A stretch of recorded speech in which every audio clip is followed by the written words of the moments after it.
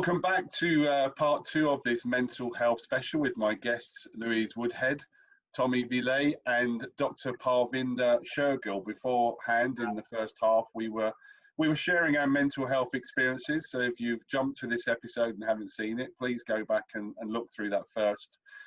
I want to touch on social media because everyone has become so image conscious. And the one thing we hear about in young people is that there seems to be a growing amount of anxiety and depression. Dr. Parvinder, have you found that from people you've spoken to? So this is very interesting. I'm actually an expert speaker at Parliament about social media. So brilliant topic. So when I've been talking to the MPs, social media, if we just look at it for a moment, okay, technology is advancing. Okay, we can't get away from that. And I think we have to embrace it. And it's just a matter of, that's just life. We're going to have to embrace it, especially in this time of lockdown. Now, with social media, it can be an excellent platform for those with mental health. For instance, if you have autism, now with autism, you can really struggle with social communication day to day. However, groups of autistic individuals, especially children and adolescents, find a sense of community online, in safe groups, and it is easier for them to communicate in that way, and it is excellent bonding, and they get that friendship that they're missing out. Some students that I've spoken to, because I work in a child and adolescent clinic, they are spending what little money they have in order to buy followers to be accepted. Okay, so times are really different for kids, and they are judged now on their social life on these apps. It's not real life anymore. So I think there's pros and cons, and you need to be very wise. And the moving conversation I've had with Parliament is it is increasing also addiction, gaming, and that is something we need to take very seriously. There's no guidelines at the moment worldwide about this. So when someone comes in and says, and they're having serious issues, I don't know what to say. So these conversations are being had, Parliament and government are getting involved, which they need to. And also, the actual social media apps need to get on board. They can't be running away from this and hiding. But I think it can be a great platform, for people to feel accepted. But again, there are dangers as well. I mean, social media itself, I think, is an incredible platform and can be used and is used for so much good. But you certainly touched on the bullying side of things there. I was bullied at school quite badly, but obviously I could run home, and that was the worst of it until I got back into school the next day. But now it's literally 24/7. You wake up in the morning, you look at your phone, and you could have had so much abuse. We've had so many sad stories of young people taking their own lives for no apparent reason other than not fitting in or being constantly vilified for being a certain way. You don't often know, Louise, do you, coming to you, where that next issue is going to come from? No, and I think for me, obviously, at the beginning of this journey of sort of what this condition is and how to treat it, then the middle part for me is understanding the triggers. Sometimes it's really obvious. So, for example, health anxiety is my main focus, and obviously with COVID, it's not ideal right now because it's sort of, that is a trigger. So there are obvious ones, but there are ones that sometimes you're just not aware of yet. So I've actually started diarising to try and get to the bottom of what the triggers that aren't apparent might be. I think as well, it's very, very interesting to look at how different people make progress through that, isn't it? I know from my point of view, the reason I end up having counselling is the fact that I was finding that I was crying at TV shows for no apparent reason apart from happy stories. It wasn't things making me sad. If there was a really happy ending, I was absolutely hopeless. It got to the point where my wife refused to stop watching programs with me. And I eventually thought I need to really address this. And I assumed it might be work, pressure, stress, and things like that. I lost my dad 5 years ago, so that was an obvious thing that maybe I thought it was. But actually, once we really dug deep and investigated it, and I was able to really open up, and I think I'm quite an open person anyway, it basically came down to my mum is in her 4th year of quite advanced dementia. She, as an individual, has disappeared. She's literally just a physical form now. There is the occasional glimpse. But I'm grieving for my mum without being able to grieve because she's still here. And that is just constantly in the back of my mind without me realising it. And so you kind of look at the bigger picture and suddenly you start doing things very differently. I've actually got to the point, sadly, and it was something that I discussed with the counsellors as well, where actually I go and see her less, because every time I left her, it was like I'd left her to die. And I would cry all the way home. It was absolutely horrendous. And of course, with my role as well, with my job, I'm completely not discussing that with my colleagues. I'm not discussing it with anybody. It's very much a family issue. It's not something I was ashamed of, but something that you don't want to be judged on. And I think, Dr. Parvinder, that's something you touched on, isn't it? Is the fact that people have to just think, you know what, if people are going to judge me on it, I don't want them in my life. And then it's a different kind of, you're almost creating a different life for yourself, aren't you? Yeah. It's interesting with the work situation, because it's like, I always compare it to this, okay? If you fractured your leg, work will make adjustments for you, you know, and people are understanding. And I get very confused why the same is not with mental health. And it's because that stigma is still very underlying. But workplaces also, they need to be having these conversations. I mean, I know certainly some companies, you know, they have a mental health advocate, there's some safe place to go. But, you know, mental health doesn't stop when you're a child. It does continue in adult life, and even more so, actually, when we go through different stages in our life, as you've mentioned, you know, with family. So we do need to have that safe place at work, because we're human, and these triggers might happen at any point, and we can't always be the resilient person we want to be. Tommy, can you resonate with that?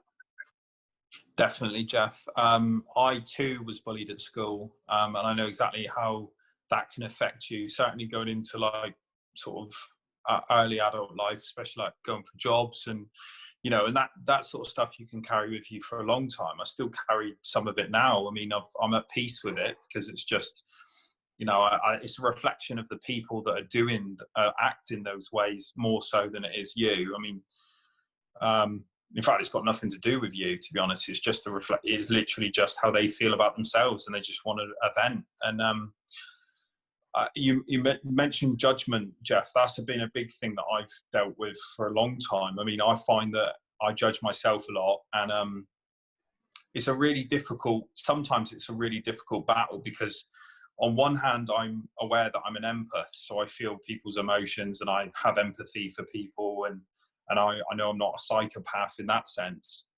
But obviously on the flip side, not that they're opposites, but I feel like judgment is kind of in a way the opposite, because it's kind of like, well, you know, having no empathy for someone and just having judgment, or lack of love, or whatever way you want to look at it.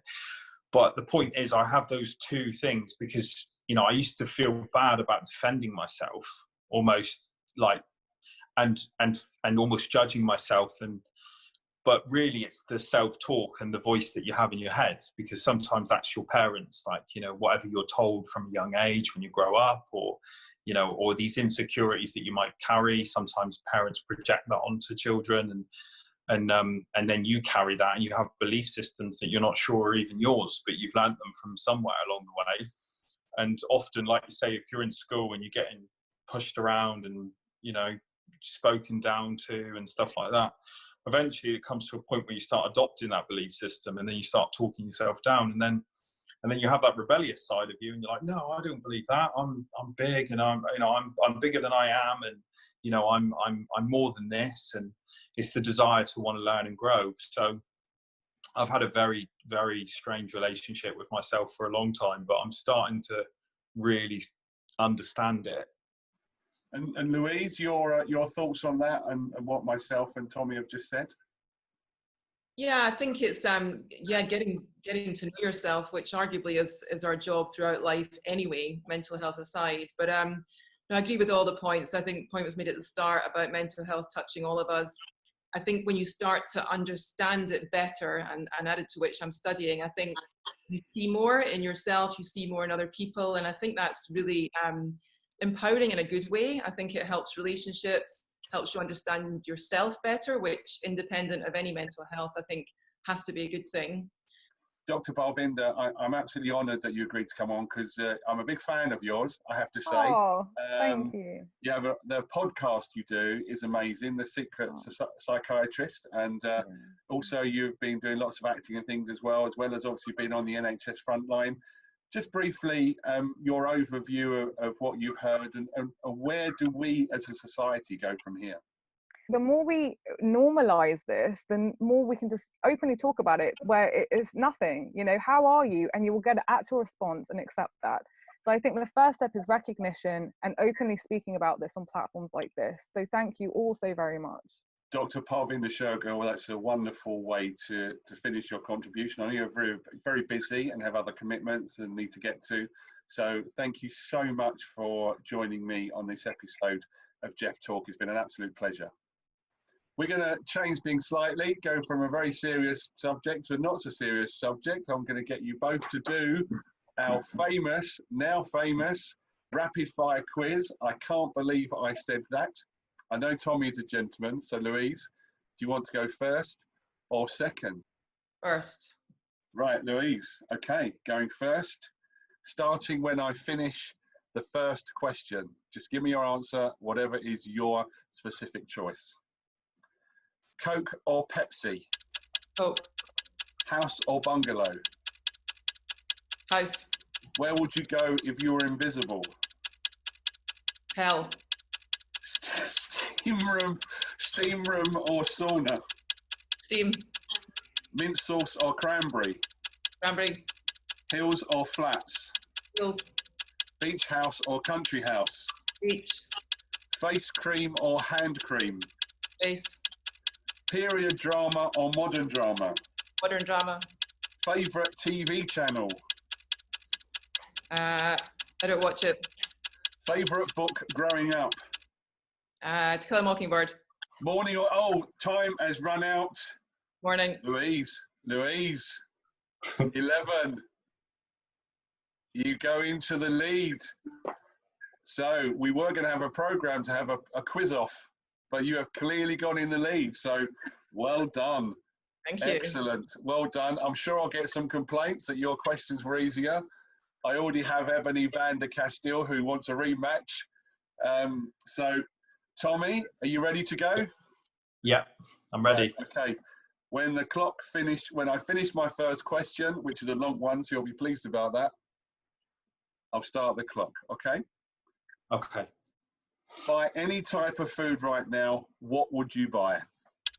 Vegan sandwich. How cool are you? Very. Your biggest addiction? Alcohol. What product would you refuse to promote? Non-vegan skincare. Friday or Saturday? Friday. Salt or pepper? Salt. If you could be any superhero? Batman. Live in a cave or a tree house?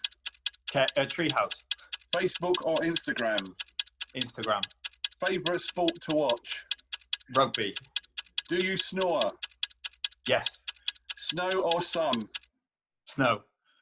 And there's the time.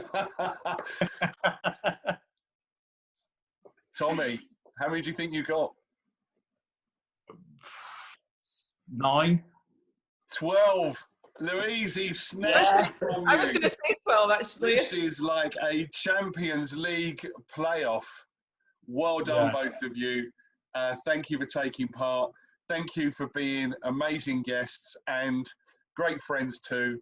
I've known you, Louise, for a couple of years. Tommy, I've known you for a good few years. And let's hope that the mental health journey for all of us is the best it can be. And of course, that we all feel brave enough when the time comes to share our experiences and everything else. Thank you both for joining me.